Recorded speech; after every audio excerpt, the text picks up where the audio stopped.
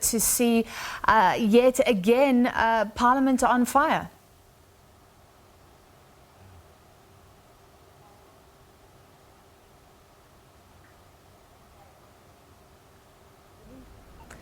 Abra, let's try again. I think you were on your phone, but we have come to you now. Just behind you, you can see the Cape Townians who have come out in their numbers. In fact, Abra cannot hear us, so it's not her fault. A technical glitch. We're trying to connect to Abra once more. She has been bringing us live visuals throughout this evening of the roof of the National Assembly on fire. We saw the flames following the first visuals of smoke billowing out again, and as you heard Cape Town Fire Services saying that the wind caused the flare-up of some of the hotspots.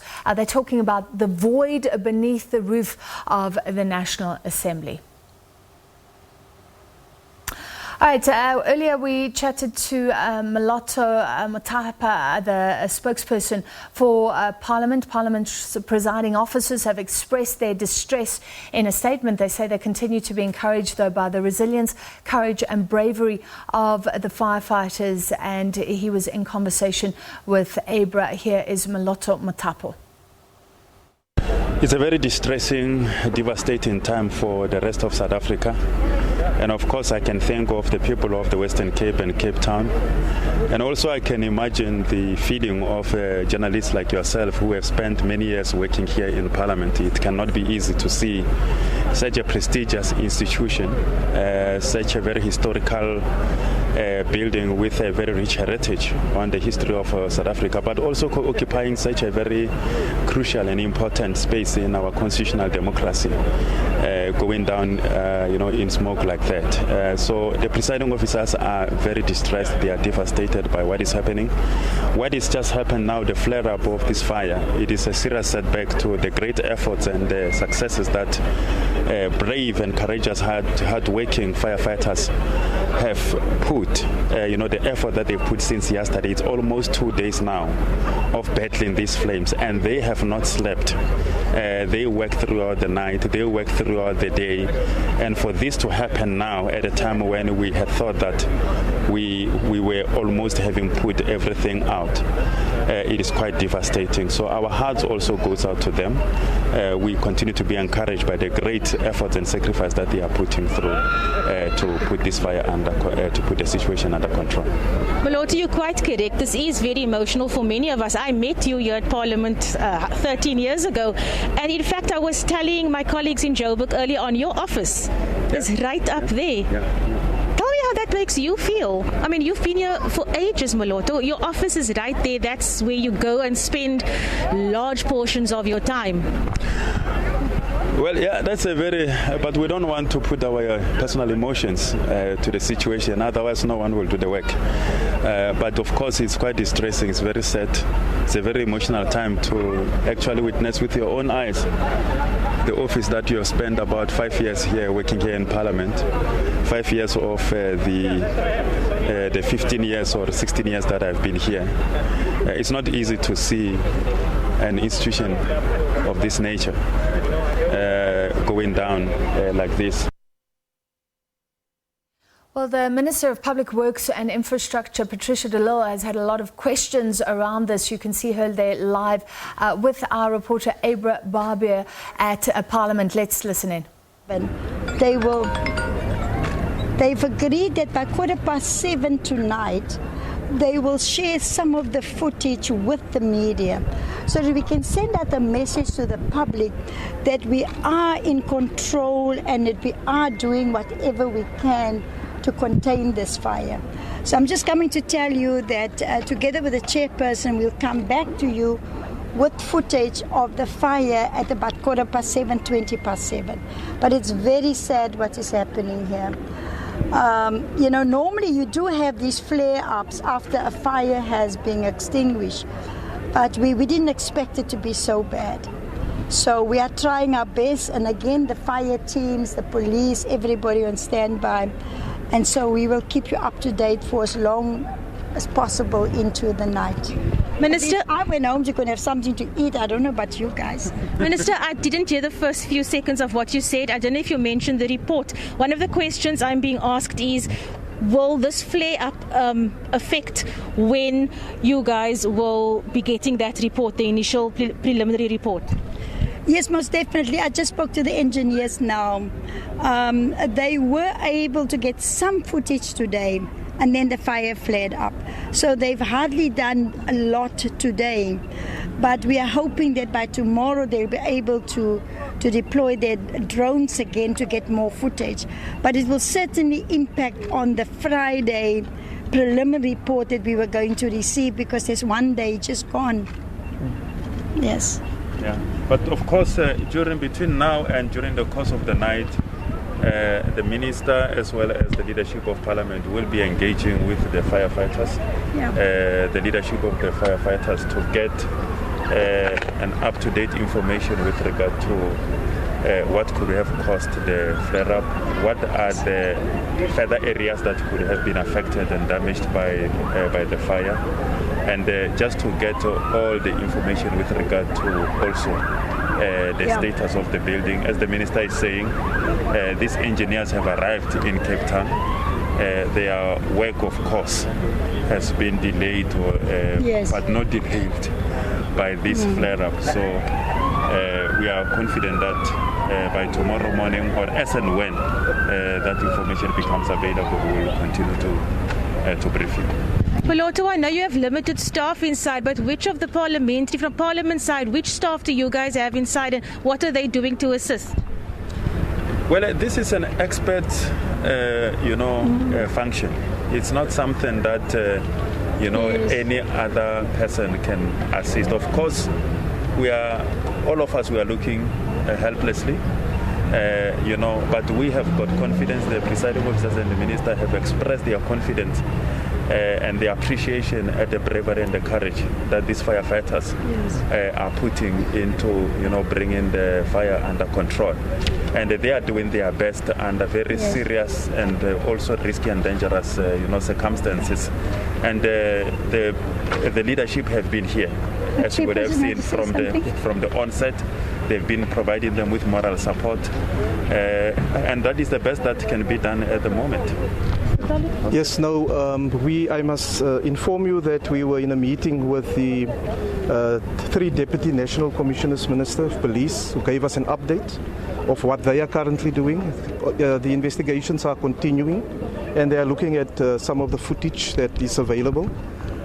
It was during that meeting that we alerted that the western side of the building on the 5th floor was flaring up, and we were quite shocked to see the extent to which that part of the building is now being basically destroyed. So a lot of the work that is being done by the firefighters is now concentrating on that section there. We have been informed that it looks as if the fire was spreading towards the back, Minister, and that's where the footage will become very important. One of our key concerns was that the direction of the wind was blowing towards the mountain at that stage, and we were worried about the possible impact on Tainis. But the city responded very quickly, the fire and emergency services, to ensure that there's teams on standby there to fight the fire from that side if it should go towards that building there. So that building is currently secured. And we do not at this stage have a concern. However, we will keep our eyes on the developments as it unfolds, because the wind can play a role. And we must continuously express, as presiding officers, our gratitude to the fire and emergency services who's doing an outstanding work. They are very tired, and they are being refreshed on a regular basis with fresh teams arriving. And we are certain that they will manage to finally put out the blaze with the commitment that we've seen from them very, very soon. Mrs. Minister, Aaron Heyman from the Sunday Times. Did the sprinkler system in Parliament work? Well, the reports that we got was that the maintenance check was done on the 21st of December. Remember on the 21st of December, we had a total blackout in the city centre and also on the Atlantic seaboard. Thereafter, the maintenance teams came in and they made sure that everything was in working order on the 21st of December. Then what we were informed by the disaster risk management team and Mr. Oakham, from the disaster risk management team. He informed us yesterday that when they arrived, they found that one of the big valves has been closed. And he said that that is what triggered that the fire alarms, the sprinkling system didn't go on. But they finally opened it and they restored it, yes. Is that unusual? Well, I don't know. Everything is under investigation right now. I'm just quoting what Mr. Oakham told us yesterday. Mr. Frolic, Asanda Newsroom Africa. There are a lot of questions around whether there was negligence on the part of Parliament, why things were left unattended, if there was nighttime security, and if this could have been prevented earlier. What are the concerns of Parliament's administration and lessons that you're taking going forward about how to prevent such a disaster happening again? Well, there's a lot of different views. And there's a lot of different theories that are going around. Yes. And what is currently important for us is to see that we receive credible reports from the different investigating agencies. And based on that, an assessment will be done. But I must add, a concern is as to how easily people could get access to the parliamentary precinct. It doesn't matter if it was New Year's Day or early in the morning, we expect a national key point to be protected. Yes. And everything necessary should be done to ensure that systems are working and systems are in place. The Speaker also made it very, very clear, together with the Chairperson of the National Council of Province, that the ease of access for somebody to get into a building is simply unacceptable. But as I said, the investigations, internal and external, will give us a better idea as to what went wrong there. As far as what Parliament is currently doing in discussion with the security services is to look at reinforcements that will take place, and I can't divulge that detail, unfortunately, to you. Are there arrangements to get alternative venues? We understand the City of Cape Town and the Western Cape Legislature have offered their facilities for Parliament to use in the meantime until there's refurbishment. How far are those arrangements for getting work happening? There are questions about whether Parliament can then accept the Zondo report or the portion of the Zondo report in the meantime if the building has burnt down. Are there arrangements around getting alternative facilities to get Parliament's work going in the meantime? Asanda, I can assure you that able. we put two options today to the Speaker and the presiding office. The one option is the Cape Town International Convention Centre that is offered. There are no events taking place, that Parliament can use that. The second option was put by the Mayor of the City of Cape Town about the City Hall and some renovated city offices. The Speaker, together with the presiding officers, now they are considering which option are the best, and then the Speaker will make an announcement. We are confident that when the committees of Parliament start meeting on the 15th of January, that we would have sorted out everything. The other point, Chairperson, also is that the staff that is being servicing members of Parliament, they were housed here in the Marks building and 190 Plain Street, 120 Plain Street, and also 190 Plain Street. So the staff, their officers of Parliament have not been affected. We have also got the Good of Chambers up here that is also available. So we are working on a plan, but the State of the Nation will go ahead. The Zondo Commission report will be discussed by Parliament. I want to delay any fears that that might not happen, because Parliament will never use the excuse of the fire to make sure that we account to the people of South Africa. And that is why the presiding officers are there, Asanda. Asanda, may I add that you must be aware that since the outbreak of the COVID-19 pandemic, the committees of Parliament have been functioning, even though they are not physically in Cape Town. And they will continue with their work when the committee sessions start. Oversight work will continue. And what is also of great importance to us is that, as the Honourable Minister indicated now, the officers of the staff of Parliament that support the committees has not been affected. And secondly, in terms of critical information and confidential information, we have embarked on a process of digitization of all information. The main data center is not affected. That information is secure. There is a second data center under the new wing of Parliament, the National Assembly, that was shut down before the fire reached that point. and electricity was also disconnected. So we will have to wait until the staff get access to see what is the state of that second, which is essentially a backup data center. But we are confident that the relevant material and information for the use by parliamentarians will be available. Thank you so much. Well, Thank you. We will get back to you soon. From the Minister of Public Administration and Secretary Francis. the House Chairperson of the National Assembly, saying that Parliament... Let me just get out of the way over here. There seem to be a few flare-ups, as you can see behind me. We just spoke to Public Works Minister Patricia de Lille and Chair of Chairs of the National Assembly, Cedric Frolic, basically giving us an update, assuring us that we will get updated regularly. As soon as they get updates, they are going to be sharing extra visuals with the media later on tonight. Also talking about alternative venues for Sona, which have been put on the table, and they need to make decisions about which venue they're going to go with. So Cedric Frolic did express concern about how somebody did manage to get into the precinct. Of course, that speaks to the security issues here at Parliament. So that's the latest we have from the Minister as well as Parliament. Francis, back to you. Abra, before we let you go, just in relation to the fire raging behind you, we can still see lots of smoke. Can the only thing we say is that firefighters are working to contain it? Is it possible to from your perspective, to say if that fire has gotten any bigger or any smaller since you've been watching those flames? Look, within the last 5 minutes, it's definitely gone bigger. That section, I don't know if you can see, but there's a section to the back which is entirely collapsed. That looks like the restaurant. Sometimes Parliament hosts events and we are invited to these events and it is held at that restaurant. That restaurant looks like it's gone. We have been told earlier on that the roof obviously has sustained loads of damage.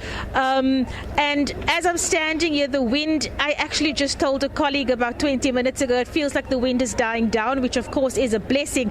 But as I'm talking to you now, the wind is definitely picking up again, and it also looks like it's changed directions.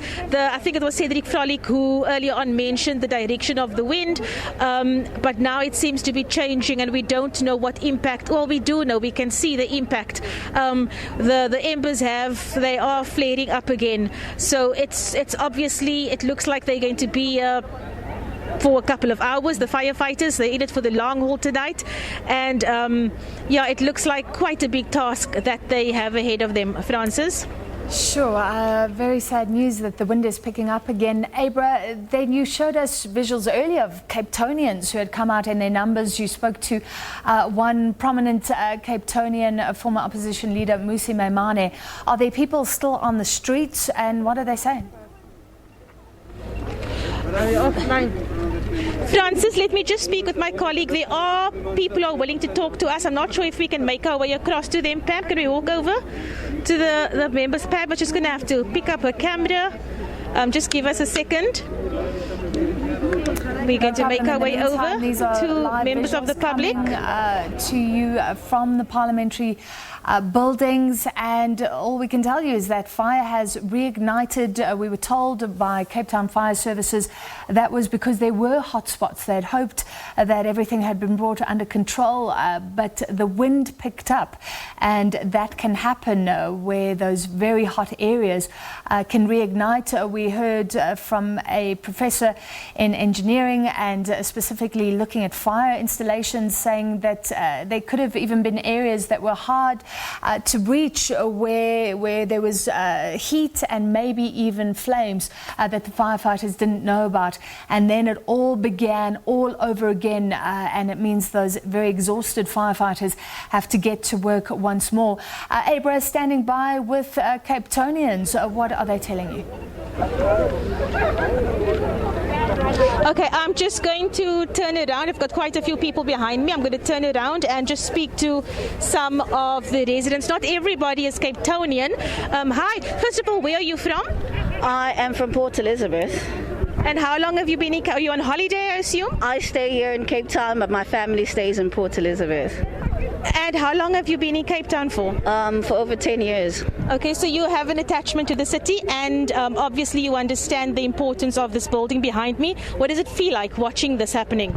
It's so surreal, and it's disappointing actually to be watching our parliament going up in flames, and also the fact that I'm seeing only a few firefighters, but when Table Mountain burns, you see helicopters dropping fireballs, like dropping fire water pools onto the Table Mountain, and nothing is happening here. It's falling to the ground. Past here at 2 o'clock this afternoon, there was no fire, which means that the previous time when they actually extinguished the fire, it wasn't done properly for it to actually resurrect like this and now engulf this whole building. So I'm very disappointed. It looks like in South Africa, every corner you turn, balls are being dropped everywhere. And something needs to happen right now. It's enough. It's enough. Thank you so much for your time, ma'am. You are Cape Townian. Yes, I am. And I assume you've been here your whole life. You know the history of this building, and you know how we feel, or how Cape Townians feel about everything that's Cape Townian, basically. What's going through your mind right now? Well, I'm an educator, and to see this building, which is so historical, just flaming, it's just like there's just flames just going, and it's quite disturbing though, I think, and I hope that whoever is responsible for it obviously will be brought to justice. It's very disturbing. It's like an historical building like this that has so much history attached to it. I don't know if there's any artifacts or documents that's inflamed there, and that is going to be quite a huge problem, I think. Okay, let me just move across. We have some more. Pam, are you okay moving across with me? Sir, are you Cape Townian? Are you from out of town? I'm on holiday. I'm from out of town. Okay, so are you holidaying in the city itself, or did you just happen to be here when you saw this, or did you make your way here to see what's going on? I'm actually living at the Garden Court at the Nelson Mandela Boulevard, and from my hotel room I could see this thing burn. And so I was here yesterday. I came past at about 2 o'clock today, and there was nothing happening. And this afternoon again, we opened the door of the hotel room and we saw this in flames. So we just decided to ride here and have a look at what was happening. And you don't have to be Cape Townian to understand the importance of Parliament. No, absolutely. I mean, it's an historic building, and every time when they address Parliament, we all switch on our TVs to look at what's happening here, and to see this, it's very, very sad. Well, thank you so much for your time, everybody.